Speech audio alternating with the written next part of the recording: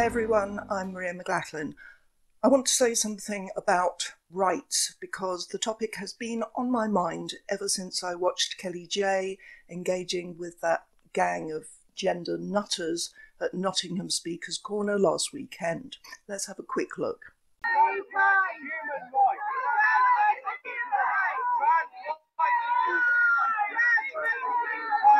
Yeah, what trans rights do you want? What do you want that you don't have? Okay, we'll return to that clip in a minute. So far, they are standing there shouting trans rights are human rights, and that apparently includes the right to try to drown out women's voices while they are in a spot specifically designed for public speaking. But when they are asked what rights they want that they haven't got, they're at a loss. And that is, of course, what happens when they are asked the same question online. Just one example. This bloke, Owen Hurcombe, is the first non-binary mayor of a Welsh city, Bangor. And he's obviously at a trans rights protest in London. Our rights are not up for debate. Our lives are not an afterthought. Oh, they love playing the victim, don't they? We are trans, we are non-binary, we are proud, we are us. Well, everyone's them, ain't they? And we will win our rights. He got 330 responses, most of them essentially repeating the question that our friend Sheridan Sinclair asked first. What rights don't you have? Do you think you're entitled to access women's spaces and services? I'll return to that point about women's spaces later in this video. For now, suffice it to say that Owen did not answer that one question that was asked of him over and over again. I just find it bizarre that people can repeatedly sloganeer about their rights but can't answer the simplest question about it. I recall only once when I was on Twitter getting any kind of answer to this question. And the answer was the right to our identity, by which he meant, of course, the right to identify as something he wasn't, either as the other sex or as non-binary or as a furry animal or some such thing, which is a right he already has. It didn't take long to establish that what he meant was the right to force other people to take his so-called identity seriously. Is that a human right, do you think? I'd say it's debatable, but they never want to debate it, do they? They say it's not up for debate because they're basically a bunch of wannabe tyrants who already in this country at least have all the legal rights they need and then some. Oh, what was the protest I was at? It was the one about Laurel Hubbard participating in women's weightlifting at the Olympics. We were standing outside New Zealand House in London with our placards and our chanting, and it happened a few times that some young bloke or other would stride quickly past and say almost under their breath, trans rights are human rights, and they'd scuttle off without giving any of us a chance to engage with them.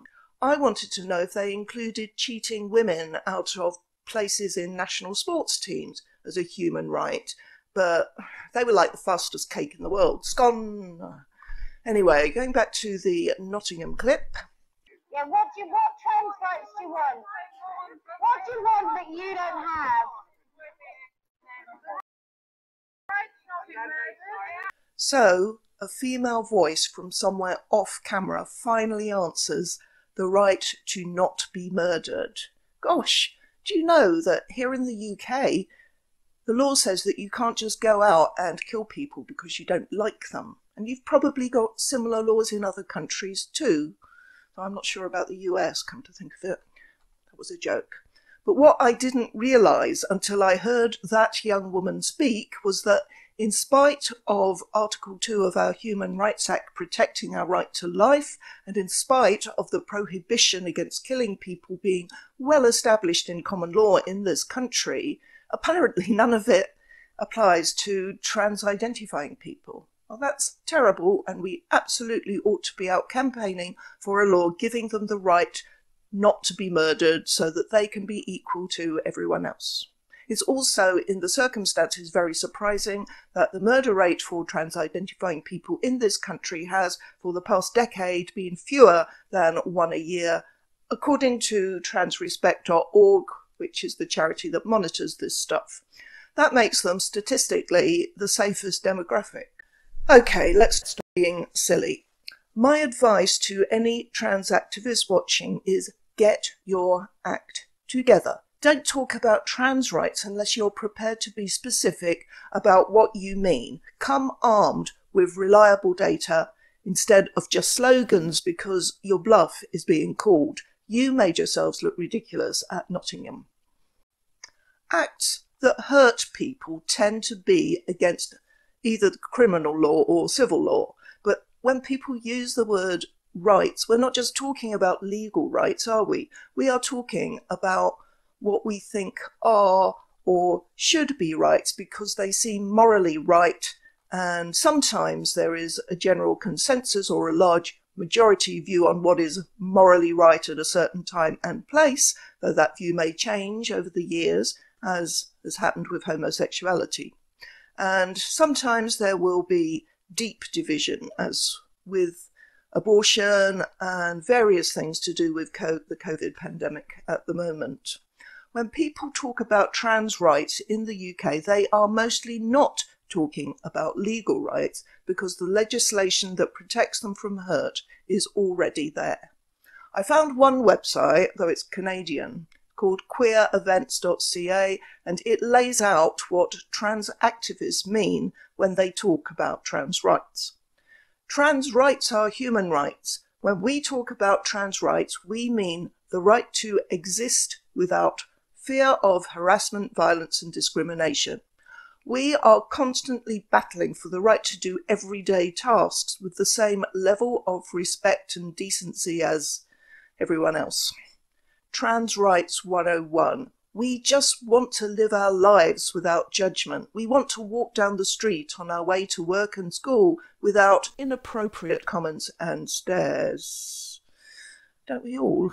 Can you imagine a law that would stop people judging others and staring at others? To have the same right to visit the grocer, bank, restaurants, etc. without experiencing discrimination. We want to be accepted for the rental agreement, job opportunity, team position, and not be denied solely because we are women. Oh, sorry, I mean trans. This reminds me so much of what women wanted and fought for in the 1960s and 70s, and which in the UK we have, at least in theory, mostly achieved, as have trans-identifying people, gay people, black people, and other minorities. So why are we constantly being harassed and attacked by trans activists? Why do they shout trans rights are human rights at us? Why do they call us scum? Why do they try to get us fired from our jobs, deplatformed, and arrested for expressing opinions on women's rights on social media? Why do they lie about us? Don't we have the right to live our lives free of this kind of bullying? Isn't that a moral right? Don't women have human rights too? In fact, they don't just want their rights, they want to expand their rights at the expense of other people's rights, including our sex-based rights, which is the next thing I'm going to talk about. It is very common to see the claim from the genderists that there are no sex-based rights in the UK, and people who make this claim are wrong. In employment law, women have a statutory right to both paid and unpaid maternity leave from work. Women have the right to abortion up to 24 weeks gestation. Are they not sex-based rights? But these aren't the kind of rights we are talking about when we say trans activists want to dismantle and destroy our sex-based rights. We tend to talk about single-sex spaces and services and occupations and sports. I contend that most people will recognise these as moral rights that we shouldn't even need to legislate for. It is surely not surprising that women feel mortified at the prospect of dealing with, let's call them menstruation mishaps or miscarriages even, or changing their clothes when male strangers are present. When having been molested or raped, finding themselves face to face with a male rape counsellor. When escaping a violent male partner, finding themselves sharing housing room with a man. And should the girl who is hospitalised after the illegal mutilation of her genitals find a man in the next bed to her in the ward, etc., etc. I surely don't need to say anything more about unfairness in sports because I've already made a whole video about it. The right to single-sex services and spaces and sports are widely accepted and recognised as rights that women should have, regardless of whether they are enshrined in law or not. And they are among the rights that the genderists seek to deprive us of, mostly in the interests of men. Over the past few months, an article written on Medium by a man called Rebecca Gelman has been passed around as if it's the last word on the subject. It's entitled, "There is no such thing as sex-based rights in the UK," and at the beginning we read that gender criticals, why commit atrocities on the English language? Critical is not a noun. What's Gelman's job? Oh, he's a software engineer. Gender criticals love to use this phrase to imply that trans people are somehow stripping them of these rights.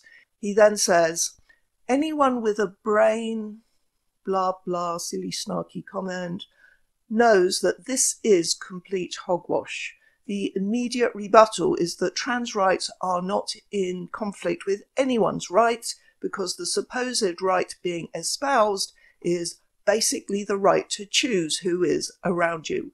Wow, that is some twisted thinking. While we recognise the right to privacy and personal boundaries, what right to privacy would that be? Your employer or service provider is required to provide a degree of privacy in toilets used by employees or customers. But if you're going to claim that there are no sex-based rights, then by the same reasoning, there is no personal right to privacy. As for personal boundaries, well, you obviously don't recognise that right if you think we should abandon them out of deference to your feelings. Blah, blah. That right does not extend to choosing who shares a room with us.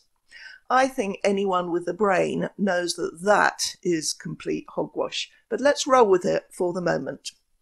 If Rebecca thinks gender identity rather than sex should be the determining factor in who uses which toilet, and he is choosing to use the ladies' room, then by his reasoning he is claiming the right to choose who is around him, and he is disregarding the feelings of other users who may have chosen differently.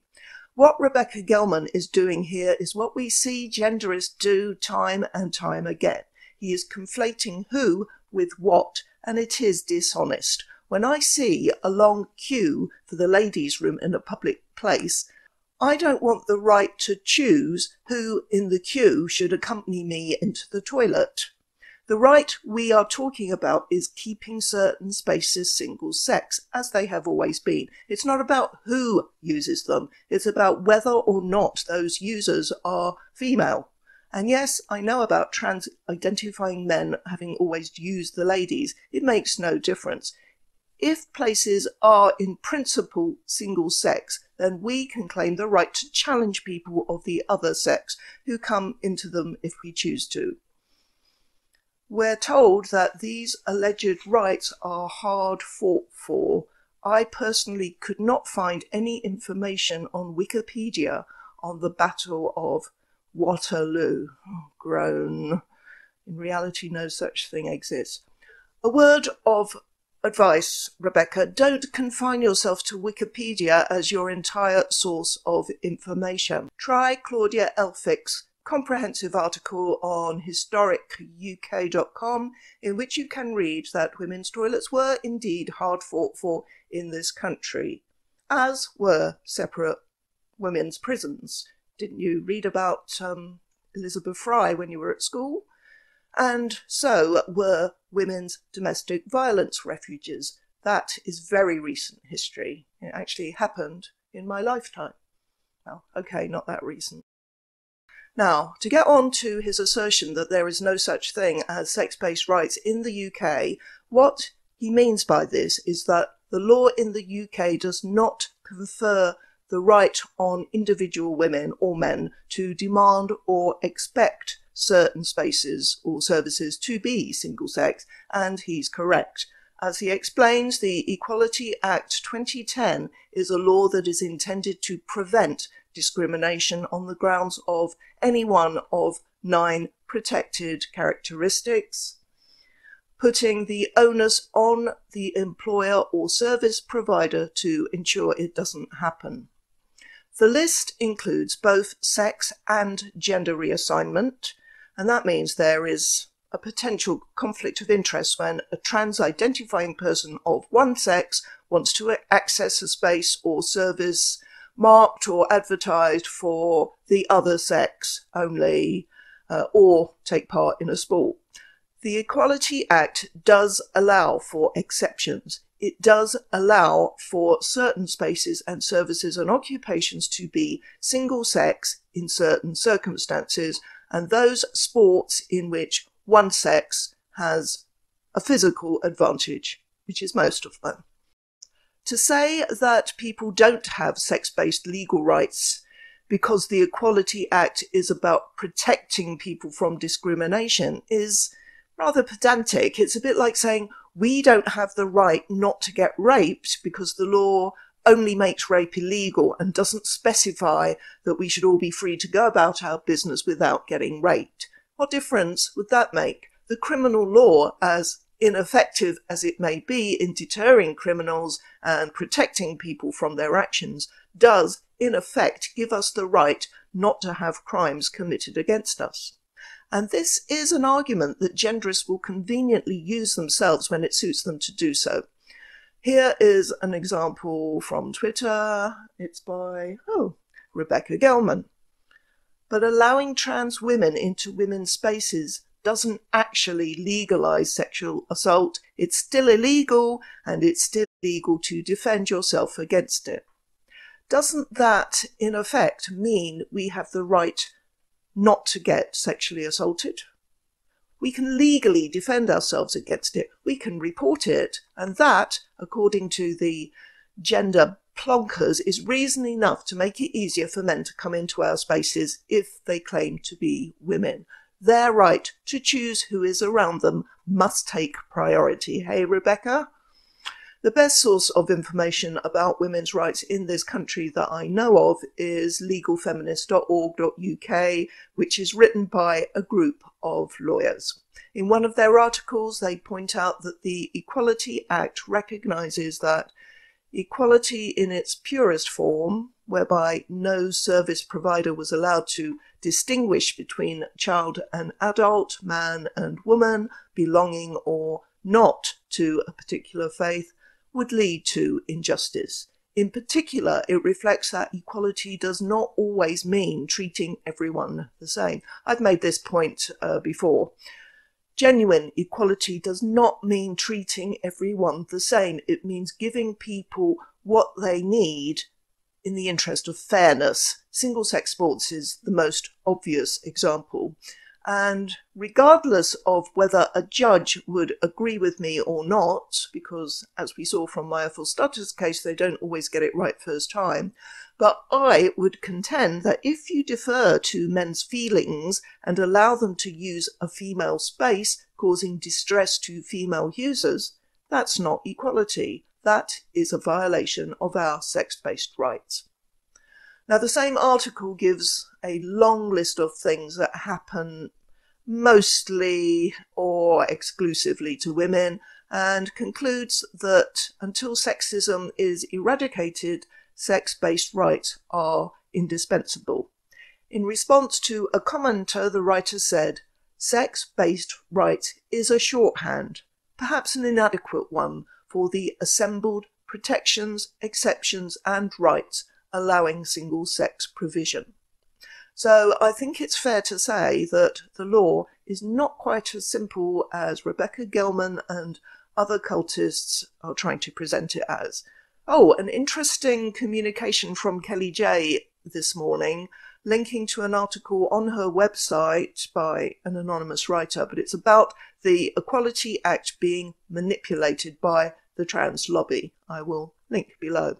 The final point I want to make is that when we talk about our rights, we're not just talking about single-sex spaces and services, we're talking about our right to meet as women without being abused and intimidated by bullies, our right to peacefully protest as women without the same thing happening, our right to publicly express our opinions as women without the same thing happening, our right not to have our livelihoods threatened or lost because we express our opinions, our right not to be publicly defamed. These may not be sex-based rights in the legal sense, but they are rights that women are being denied by the men's rights activists of the gender cult and their despicable handmaids.